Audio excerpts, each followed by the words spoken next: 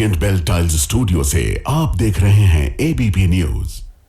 नमस्कार, मैं हूं आपके साथ शीरीन और आप देख रहे हैं न्यूज एट 10। सबसे पहले आपको उन 4 खबरों के बारे में बता देते हैं जिन्हें आगे आप इस बुलेटिन में विस्तार से देखने वाले हैं। देखिए, मध्य प्रदेश के मुरैना में आज पुलिस उस वक्त हरकत में आ गई जब कलेक्टर और पुलिस अधीक्षक को ज्ञापन देकर लौट रहे कुशवाहा समाज के लोग हाईवे पर धरने पर बैठ गए, जिससे जाम लग गया। और इस दौरान मौके पर पहुंचे पुलिस अधिकारियों ने हाईवे पर बैठे लोगों को समझाने की कोशिश की, लेकिन वो नहीं माने, जिसके बाद पुलिस ने लाठीचार्ज कर दिया। इधर गाजियाबाद में मजार को लेकर मेयर सुनीता दयाल का पारा चढ़ गया। मेयर सुनीता दयाल अवैध रूप से मजार बनाने वाले एक व्यक्ति पर भड़क गईं। इस दौरान उन्होंने मजार पर प्रसाद चढ़ाने पहुंचे एक युवक को भी आड़े हाथों लिया, जिसका वीडियो सोशल मीडिया पर वायरल हो रहा है। राजस्थान के सिरोही में बिजली विभाग घर घर स्मार्ट मीटर लगाने में जुटा है, लेकिन जमीन स्तर पर स्मार्ट मीटर का विरोध इतना ज्यादा है कि सुरक्षा के लिए बिजली विभाग को बाकायदा गनमैन रखने पड़ रहे हैं। वहीं आसमान से बरसती आफत आधे हिंदुस्तान को इस वक्त परेशान कर रही है।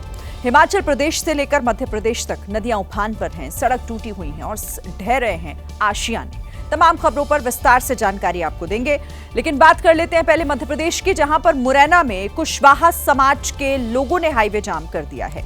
वहीं पुलिस की टीम हाईवे को खुलवाने पहुंची तो कुछ लोगों ने पुलिस पर पथराव कर दिया, जिसके बाद पुलिस ने लाठीचार्ज कर दिया। भीड़ को तितर बितर करने के लिए पुलिस ने पहले आंसू गैस के गोले छोड़े, फिर पुलिस ने लाठी भांजनी शुरू कर दी। इस दौरान प्रदर्शन में शामिल लोग भागते दिखाई दिए।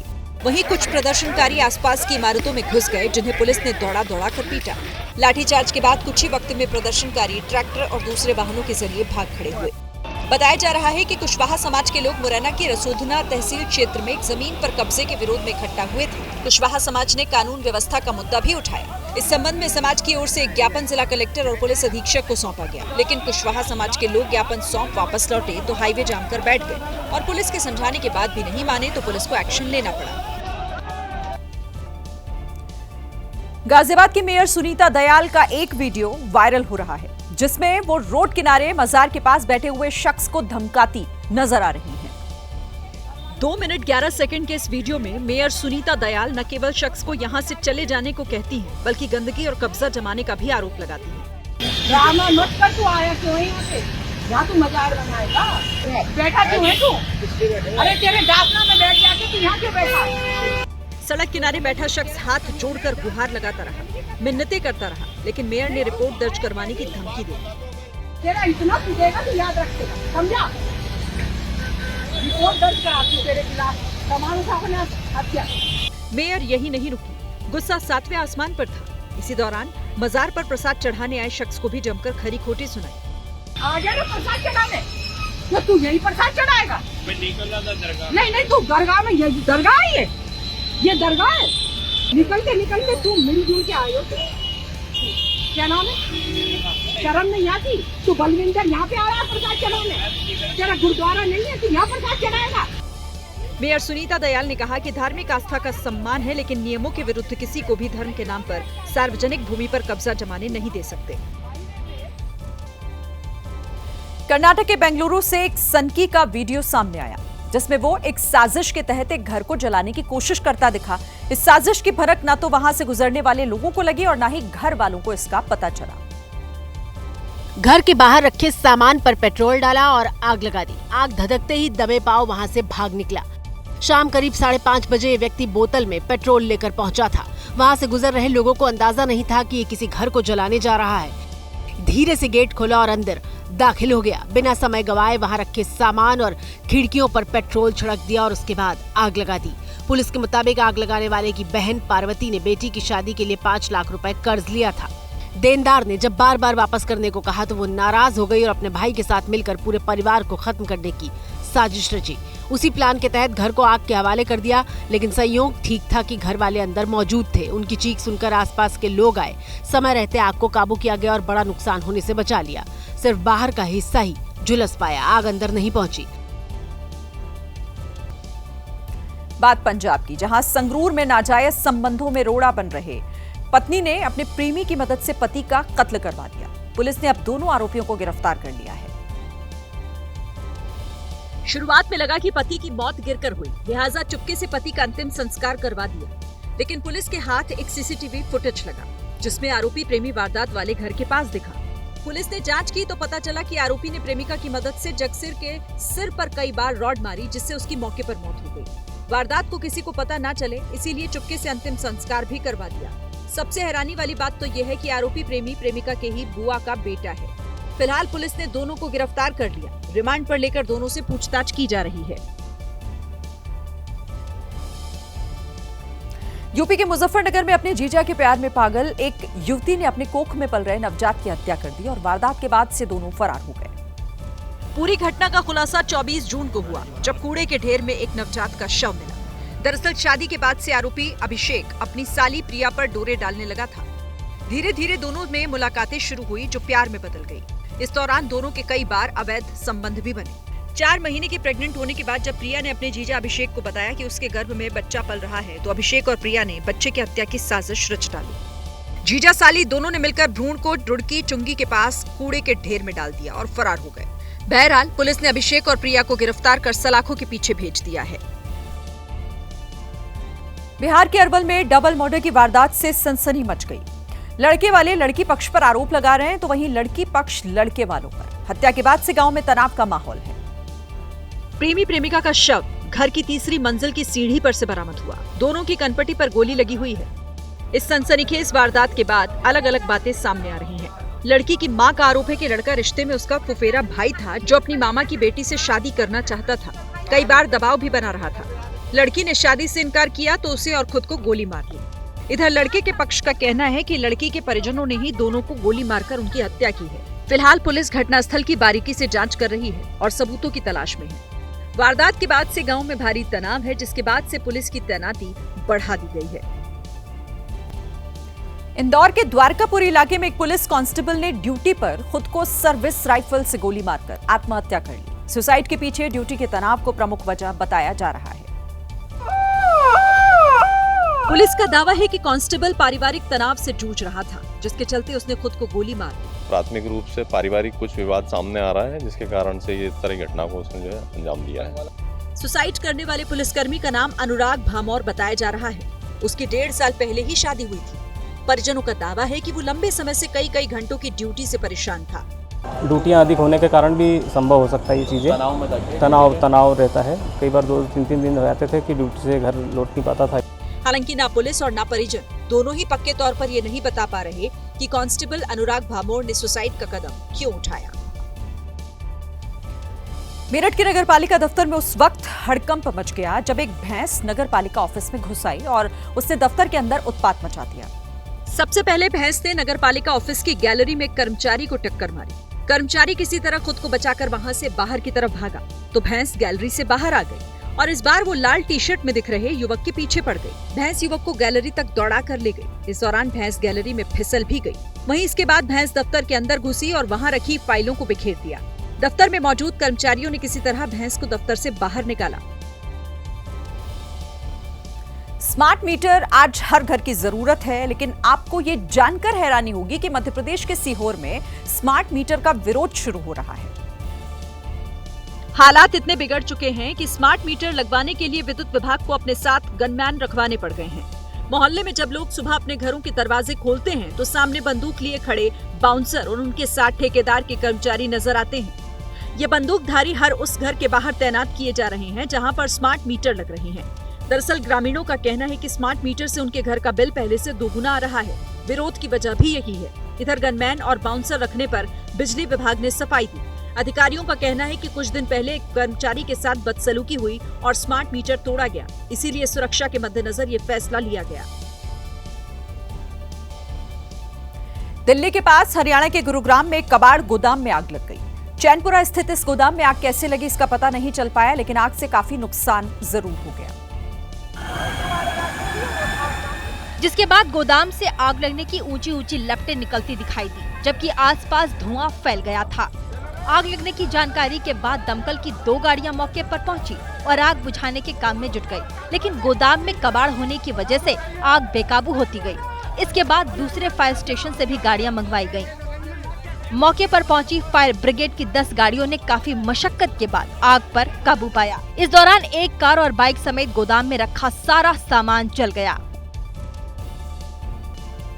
रोजगार कैलेंडर जारी करने की मांग को लेकर democratic youth federation of India ने तेलंगाना सचिवालय पर प्रदर्शन किया।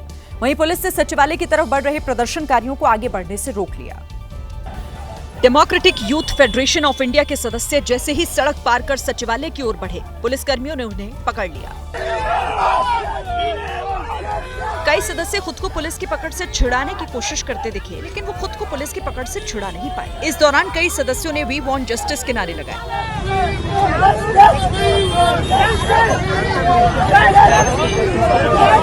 वहीं पुलिस ने कार्यकर्ताओं को हिरासत में लेकर ट्रक में बिठा दिया। हिरासत में लिए गए DYFI के सदस्यों ने रोजगार कैलेंडर के साथ 4,116 रुपए के मासिक भत्ता देने की भी मांग की।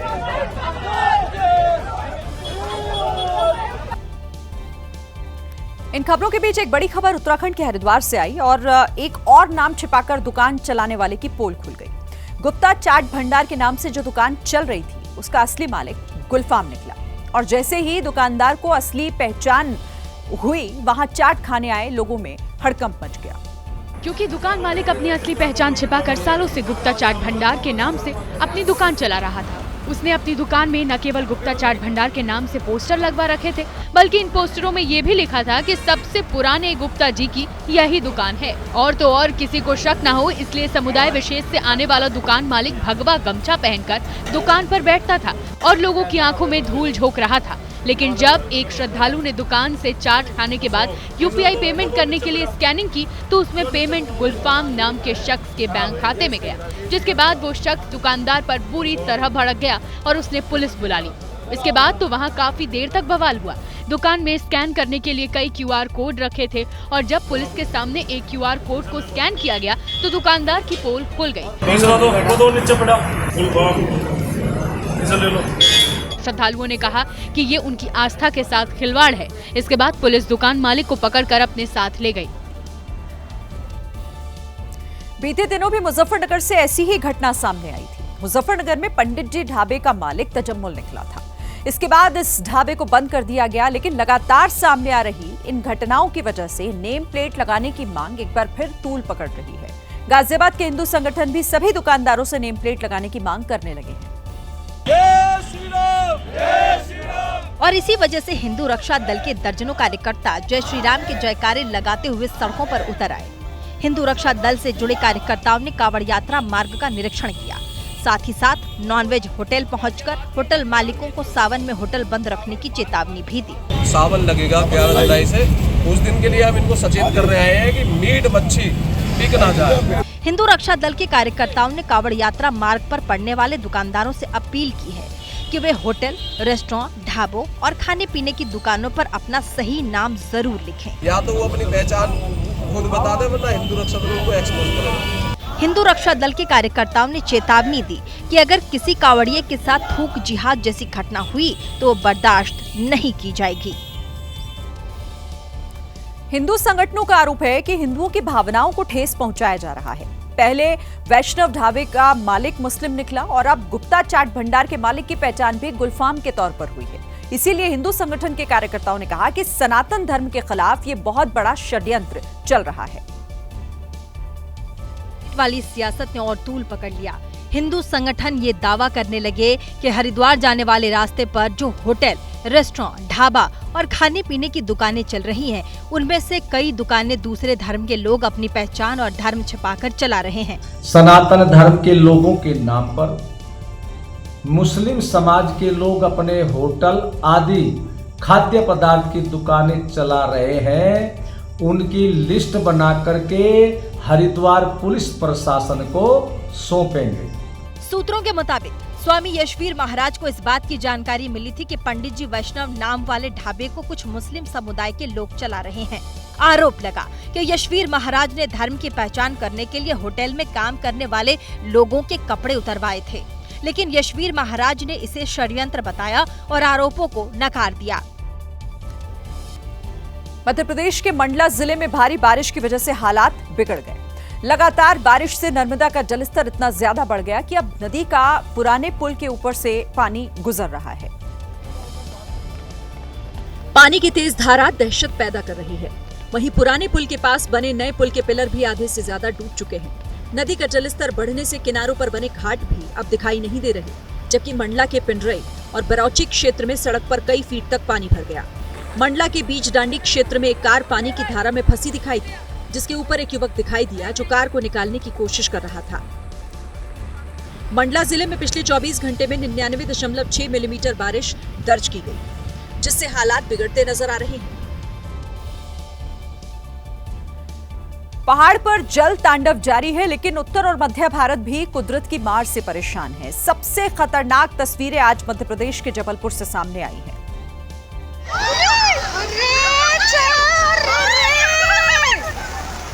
जबलपुर में देखते ही देखते सिलेंडर से भरा ट्रक पानी में समा गया।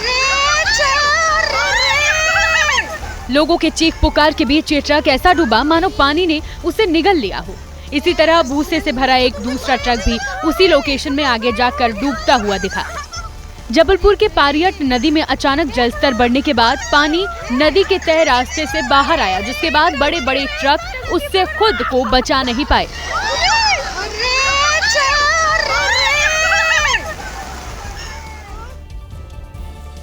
मध्य प्रदेश में लगातार बारिश के बाद नदियों में पानी का लेवल बढ़ा तो मुसीबतें भी बढ़ गई। डिंडोरी, कटनी और मंडला जिले में बरसात के पानी का तांडव दिखा। पानी का तांडव ऐसा कि इस बहाव के इर्द गिर्द आना भी खतरे से खाली नहीं। नर्मदा नदी का जलस्तर बढ़ा तो डिंडोरी जिले के कई मंदिर डूब गए। इसी नर्मदा नदी का तांडव मध्य प्रदेश के मंडला जिले में भी दिखा। यहाँ नदी की वजह से नालों का पानी बढ़ा। तेज बहाव अपने साथ एक पूरी कार को बहाकर ले जाने की कोशिश में था। बालाघाट में भी लोगों की जिंदगी प्रभावित रही। यहाँ के भीमा नाला में पानी का लेवल बढ़ा तो एक ट्रक उसमें फंसा रहा। राजस्थान में भी कुदरत की मार कम नहीं हो रही। लगातार बारिश के बाद कई ऐसे वीडियो आए जिसमें पानी के बीच लोगों की जिंदगियां फंसी हुई दिखी। खासकर जोधपुर में गरीबी और अमीरी की खाई बारिश के पानी में भी नजर आई।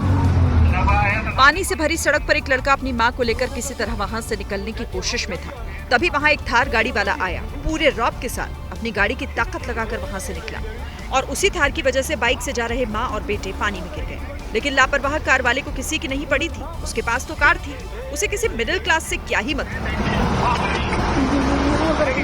राजस्थान के बूंदी जिले का भी कुछ ऐसा ही हाल रहा। यहाँ पानी का बहाव इतना तेज था कि उसने ट्रैक्टर भी बहा दिया था।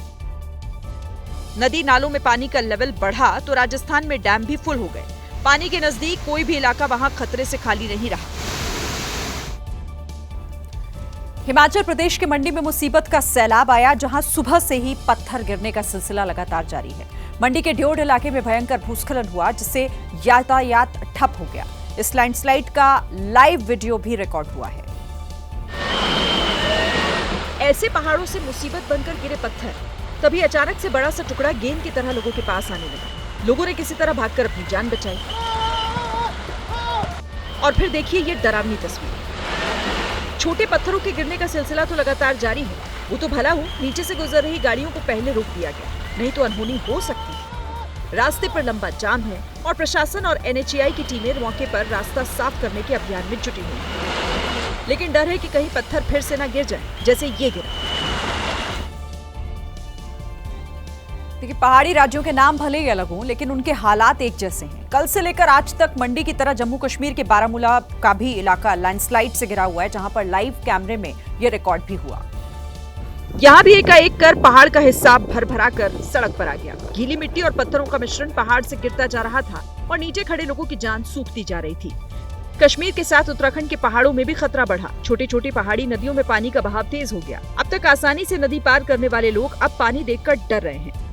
पानी के तेज बहाव के बीच कई जानवर भी फंस गए। वो बोल नहीं सकते, लेकिन डर साफ दिख रहा है। उन जानवरों को बचाने के लिए भी रेस्क्यू ऑपरेशन चलाया गया। रस्सी के सहारे उन तक पहुंचकर उन्हें सुरक्षित छोर तक खींचकर लाया गया।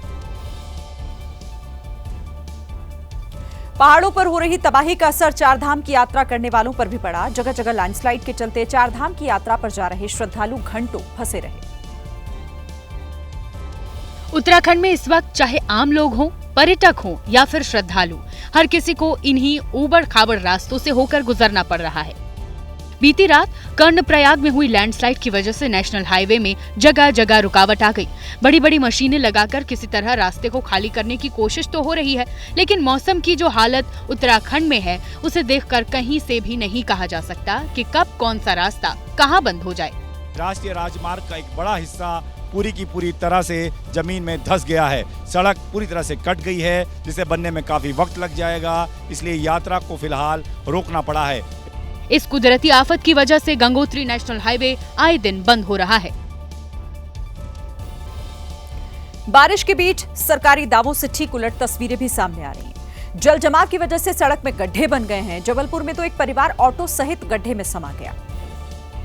ऑटो अपनी मंजिल की ओर जा रहा था, लेकिन अचानक गड्ढे में गिर गया। ऑटो ड्राइवर को अंदाजा नहीं था कि पानी के नीचे मौत का कुआं है। वो सवारी समेत गड्ढे में समा गया। ऑटो के पलटते ही मदद के लिए एक युवक आगे बढ़ा। ऑटो में सवार एक व्यक्ति भी तुरंत शरीर का आधा हिस्सा बाहर निकालकर अपने परिवार को बचाने में जुट गया। सबसे पहले एक बच्चे को तुरंत बाहर निकाला, फिर दूसरे बच्चे को बचाया। उसके बाद एक महिला और ऑटो ड्राइवर बाहर निकले। दूसरी महिला ऑटो के पीछे से बाहर आई और इस तरह पूरा परिवार बच गया। ये वीडियो जबलपुर के गाजीबाग का है। ऑटो वाला 5 सवारियों को लेकर जा रहा था। जलभराव की वजह से क्षतिग्रस्त नाला नहीं दिखा और लेफ्ट टर्न होते ही गड्ढे में चला गया। संयोग ठीक था कि किसी को ज्यादा नुकसान नहीं हुआ, लेकिन इस हादसे ने जबलपुर में सरकारी व्यवस्थाओं की पोल खोल दी है। सांप को देखकर अच्छों की सिट्टी पिट्टी गुम हो जाती है, और सामने अगर कोबरा सांप आ जाए तो सामने वाले की हालत ही खराब हो जाती है। लेकिन आपके सामने अगर एक साथ 2 दर्जन से ज्यादा कोबरा सांप आ जाएं, तो सोचिए फिर क्या होगा। कुछ ऐसा ही हुआ यूपी के कुशीनगर में, जहां एक घर से 1 नहीं 2 नहीं बल्कि पूरे 25 सांप निकले। ये सांप घर में ईंटों के नीचे दबे हुए थे। हैरानी की बात यहाँ ये थी कि ये सभी किंग कोबरा थे, जिसकी जानकारी मिलते ही पूरे इलाके में हड़कंप मच गया। आनन फानन में सांप रेस्क्यू करने वाले को बुलाया गया, जिसके बाद उसने सभी सांपों का रेस्क्यू किया और उन्हें जंगल में छोड़ दिया गया।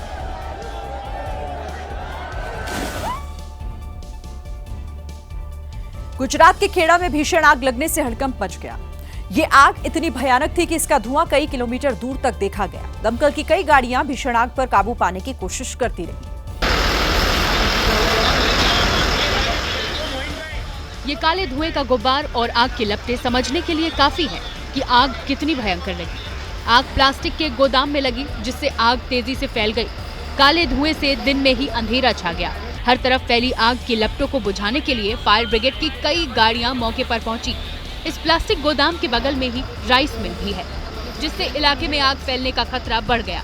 घटनास्थल पर जेसीबी को भी लगाया गया। राहत की बात यह रही कि आग की वजह से किसी की हताहत होने की सूचना नहीं है। आग क्यों लगी ये अभी तक पता नहीं चल सका है। जम्मू कश्मीर के बडगाम में प्रदर्शनकारियों ने एक बार फिर इजरायल के खिलाफ प्रदर्शन की और नारेबाजी भी की। हालांकि पुलिस ने प्रदर्शन न करने की एडवाइजरी जारी की थी। दरअसल प्रदर्शनकारी मुहर्रम के जुलूस के बाद एक चौक पर इकट्ठा हो गए और हाथों में हिजबुल्लाह का झंडा फहराने लगे। इस दौरान लोगों ने न केवल हिजबुल्लाह प्रमुख हसन नसरल्लाह की तस्वीर लगाई, बल्कि ईरान और हिजबुल्लाह के समर्थन में नारेबाजी भी की। और ये सब हुआ मगाम पुलिस स्टेशन और एसडीओपी के पास। इस दौरान पुलिस और प्रदर्शनकारी कई बार आमने सामने आ गए, लेकिन हालात काबू में रहे। पुलिस प्रशासन ने प्रदर्शनकारियों को हिजबुल्लाह और ईरान के झंडे के इस्तेमाल के लिए मना किया था, लेकिन लोग नहीं माने। मध्य प्रदेश के छतरपुर में 100 फीट ऊंची पानी की टंकी को नगर पालिका परिषद ने ढहा दिया, जिसका वीडियो सोशल मीडिया पर वायरल हो रहा है। तस्वीरें छतरपुर के बक्सवाहा नगर पालिका परिषद क्षेत्र की है। दरअसल पानी की टंकी लंबे वक्त से जर्जर हालत में थी। ऐसे में नगर पालिका परिषद ने एहतियातन टंकी को गिराने का फैसला लिया। पानी की टंकी को जमींदोज करने के लिए पहले निचले हिस्से को कमजोर किया गया, जिसके तुरंत बाद पानी की टंकी भरभराकर जमीन पर गिर गई। पानी की टंकी को गिराने से पहले ही आसपास के एरिया को घेर दिया गया था, ताकि किसी तरह का हादसा न हो। राजस्थान के धौलपुर में गांव की पूरी आबादी ट्यूब से बंधी चारपाई पर टिकी है। स्थानीय नेता से लेकर अधिकारी आश्वासन के अलावा गांव को आज तक कुछ नहीं दे पाए। नदी के ऊपर खटिया है और पाए की जगह टायरों की ट्यूबों ने ले ली है। देसी भाषा में इस जुगाड़ को खटोला कहा जाता है और इसी खटोले के सहारे बच्चे हो या बुजुर्ग या फिर गांव के मरीज आते जाते रहते हैं। मामला धौलपुर जिले के गांव भूरा का है। हर साल बरसाती सीजन में पार्वती नदी लबालब भर जाती है। गांव को कस्बे से जोड़ने वाली सड़कें खस्ताहाल है, लिहाजा एक जगह से दूसरी जगह जाने का यही एकमात्र साधन है। ग्रामीण कई बार पार्वती नदी पर पुल बनाने की मांग कर चुके हैं, लेकिन प्रशासनिक हुक्मरानों से लेकर सियासतदानों के कानों तक जूं तक नहीं रेंगती। क्या जिंदगी में कभी कभार चमत्कार होते हैं? अगर आपका जवाब ना हो तो ये कहानी आपकी सोच वाकई बदल कर रख देगी, क्योंकि कर्नाटक के श्रीरंगपट्टना इलाके में जो कुछ हुआ वो किसी चमत्कार से कम नहीं है कि उसे एक और जिंदगी जीने का मौका देगा। दरअसल हुआ यूं कि आत्महत्या के इरादे से पवित्रा नाम की युवती ने कावेरी नदी में छलांग लगा दी, लेकिन करीब 5 किलोमीटर बहने के बाद वो हंगराहल्ली के पास नदी के बीच गिरे एक पेड़ में फंस गई। इसे चमत्कार ही कहा जाएगा कि कई कोशिशों के बाद भी वो पेड़ पर फंसी रही। सुबह जब लोगों ने पवित्रा को फंसा देखा तो रेस्क्यू ऑपरेशन शुरू किया और बीच मझधार से उसे सुरक्षित निकाल लिया। फिलहाल पवित्रा की हालत स्थिर है और अस्पताल में उसका इलाज चल रहा है। पुलिस आत्महत्या के पीछे के कारणों की जांच कर रही है।